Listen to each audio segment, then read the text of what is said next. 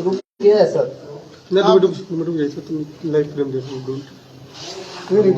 Frame देख लीजिए आप लोग अपना अपना, आपका है ना। तो आप क्या कर रहे हैं वहाँ, आपका हो रहा है ना वहाँ, वो रिकॉर्ड हो रही है, लाइव करेंगे लाइव। आप इनको देखिए लाइव कहाँ करेंगे, यही हटाइए अभी।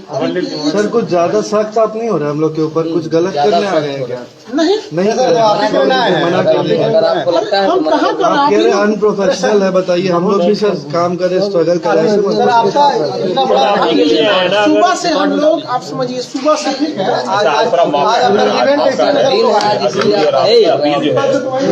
सुबह सूचना नहीं मिली थी, मिली होती हम लोग भी सुबह आप लोग अच्छे से और हो जाइए ताकि सब लोग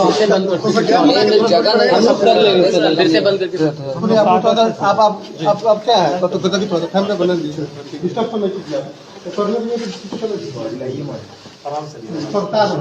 ठीक है भैया हो गया सर। हाँ सर सवाल खान सर, आरोप है कि जो छात्र आंदोलन कर रहे हैं आप उसको उग्र कर रहे हैं, प्रशासन ने आरोप लिया, जिला प्रशासन पटना। आपको जानकारी नहीं है, जिला प्रशासन का ऐसा कुछ नहीं कहना है। उनका ये कहना है कि जो भी मतलब इसको कोई उग्र न करे। आप जानकारी सही से लेंगे, ऐसा कुछ नहीं है। पूरा आज 26 जनवरी है, पटना में कोई कुछ नहीं बोला है। रात 2 बजे से हम लोग स्टूडेंट को समझा रहे हैं और अब तक पटना में आप बताइए कहीं कुछ भी हुआ? आप पटना से ही हैं, कहीं कुछ नहीं हुआ है। ये आपको गलत सूचना है। सर कल 26 आपने आज के लिए एक वीडियो बनाया था कि 26 जनवरी है और अब बच्चे आज के दिन प्रदर्शन नहीं करेंगे, लेकिन फिर भी आज जो है कई जगह पर ट्रेनें जला दी गई हैं और इसके बाद आज भी प्रदर्शन हुआ है। उसको लेके आपकी देखिए इसमें क्या है कि यूट्यूब ने वीडियो को हमारे जो रात 2 बजे किए थे उसको सुबह 6 बजे तक डिलीट कर दिया था। तो वहाँ जो पटना के लड़के थे उनको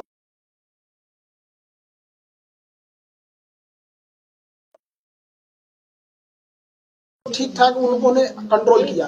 हम जयपुर तक के लड़कों को भी अपील किए,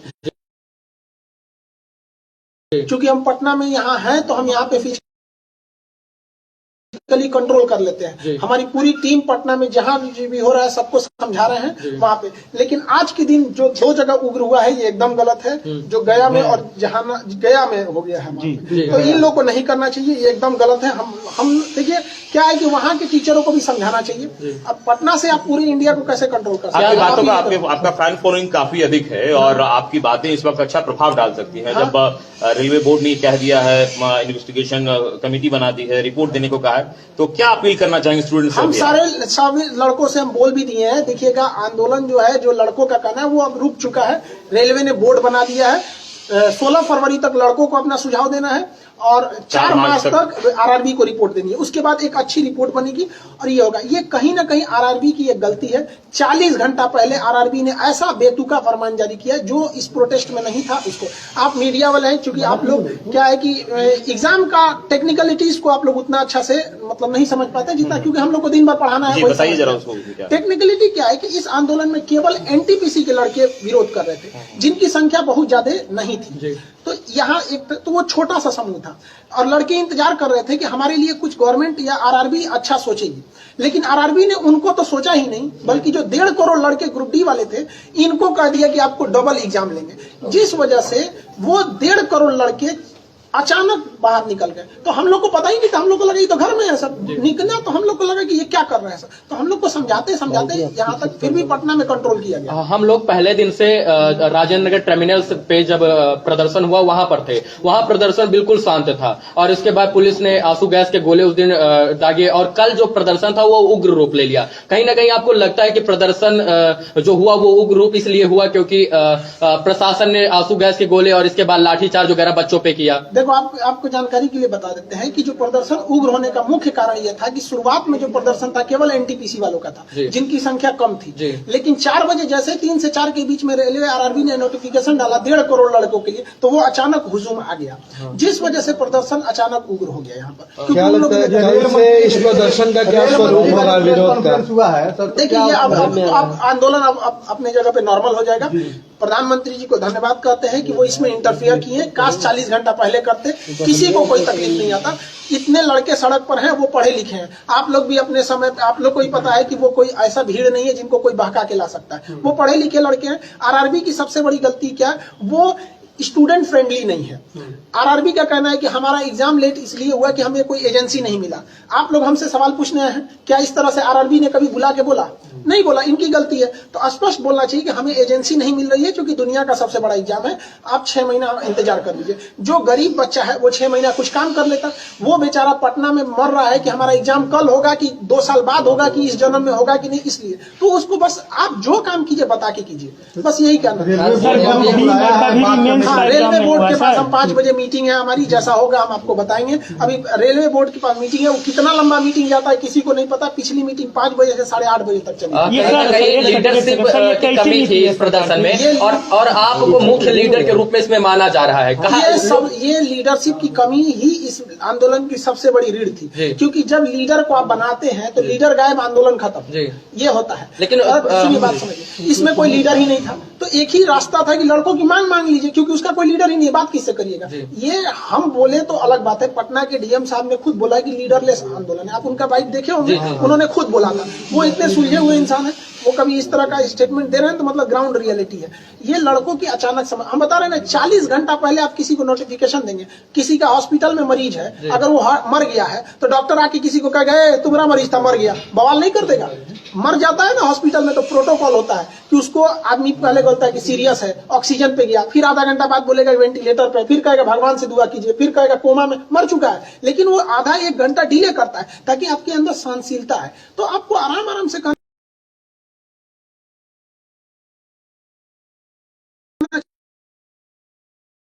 आप स्टूडेंट फ्रेंडली ही नहीं है यहाँ पर। आरआरबी के लोग गाड़ी और ऑफिस के सेवा, कभी सड़क पे उतरे तब तो समझ में आएगा स्टूडेंट की क्या।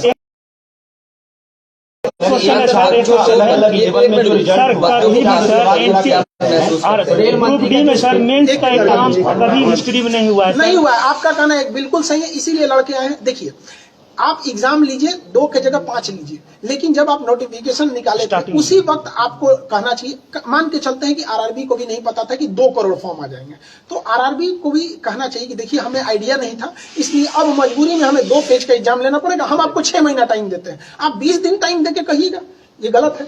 आरआरबी की केवल एक गलती है कि वो फाइनल डिसीजन अपने ऑफिस में बैठ के लेके लड़कों को दे देता है, लो मानो। तो ये नोकिया का जमाना नहीं है कि आप जो बोल देंगे चल जाएगा, अब ये जमाना है 5G हो गया है, सारे लड़के पढ़े लिखे हैं, सोशल मीडिया छोटे से बात को नेशनल लेवल तक पहुंचा देता है। एक छात्र का सर 5 लेवल में 4 लेवल में हो जाना, उस पर आप लोग सवाल खड़ा कर रहे हैं। रेल मंत्री ने इस पे स्टेटमेंट दिया है, इसको कैसे देखते हैं? देखिए, रेल मंत्री को गलत जानकारी दी गई है, तो कहा जाता है ना दही के गवाही चिवड़ा, तो आरआरबी ने ही गलती किया है और रेल मंत्री आरआरबी से ही पूछ रहे हैं, इस वजह से ये सारी समस्याएं आई हुई हैं।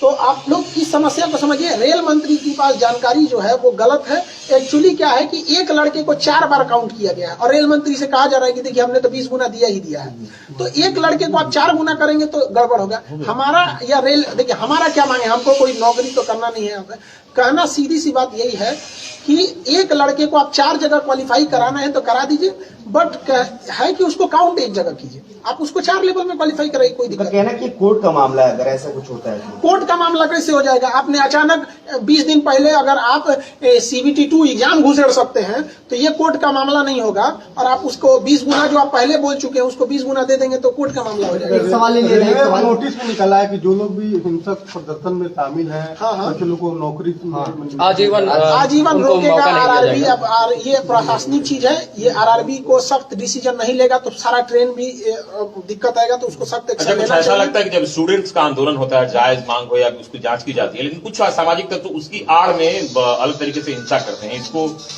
कैसे?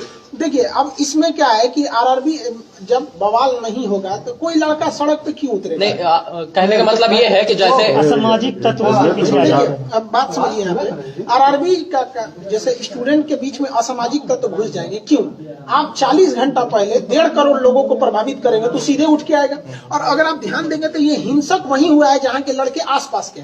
पटना में उतना हिंसक इसलिए नहीं हुआ है कि यहाँ गाँव से लड़के बाहर आए हैं यहाँ पे, और वहाँ पे और अन्य जगहों पे क्या है कि पास में ही होने की वजह से लड़कों को थोड़ा सा मोटिवेशन बूस्ट हो जाता है, जिस वजह से ये आंदोलन उग्र नहीं, जैसे जो लड़के आंदोलन में रहते हैं वो आंदोलन कर रहे हैं, लेकिन कुछ असामाजिक तत्व तो उनकी आड़ में इसमें आ जाते हैं। ये तो प्रशासन का काम है देखना। अभी इसमें हम लोग कहाँ, आपको क्या लगता है कि एक खान सर पटना में बैठ के पूरा इंडिया कंट्रोल कर लेंगे? ये बताइए, प्रशासन का कहना था कि खान सर 26 जनवरी को कुछ नहीं होना चाहिए। आप इतने मीडिया वाले हैं लोग, एक आदमी बता दे कि 26 जनवरी को आज पटना में कोई लड़का लॉज से बाहर भी निकला है तो हमने सख्त मना किया। हमारे चैनल को अगर रोक नहीं लगाया रहता, फ्रीज नहीं हुआ रहता, तो हम कुछ नहीं होने देते। लेकिन एक हर इंसान की लिमिटेशन होती है। हम तो टारगेट लेके रखे थे कि एनटीपीसी वालों को संभालना है। 40 घंटा पहले आप 1.5 करोड़ लड़कों को उकसा देते हैं। कहीं लगता है कि जो यूट्यूब का रोक आपके चैनल पे लगा तो आपके जो मैसेज हैं आप इस वक्त वो ज्यादा कामयाब हो सकता था? हाँ, ये है। एक्चुअली क्या हुआ है, बहुत से लड़कों को चोट आ गई तो हम लोग उसके इलाज में लग गए। उनका इलाज कराना, किसी का फ्रैक्चर हो गया तो इलाज में हम लोग लग गए।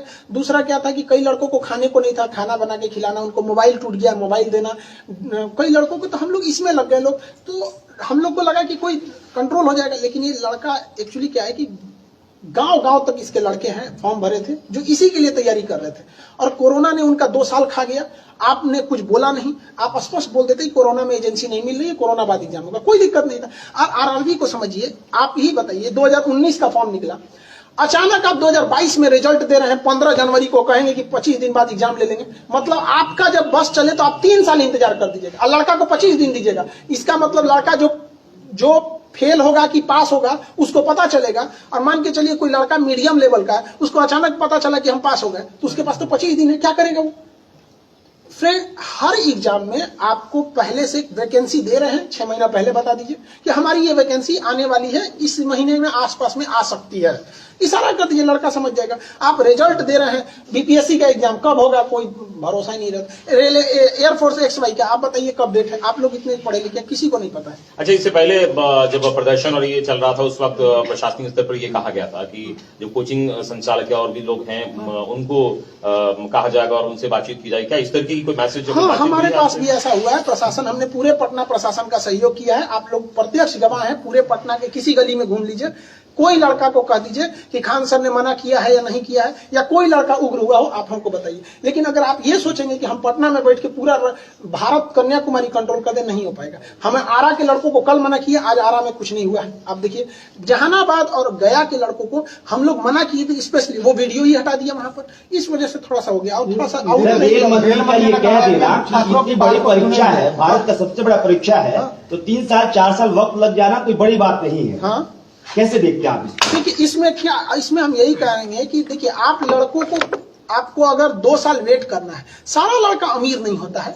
हमारे पास 2 लड़के ऐसे आए थे, भगवान की दया से पिछली बार उनका सिलेक्शन हो गया, अब इतना याद नहीं किस चीज में हुआ था, बट वो लोग मजदूरी करते थे।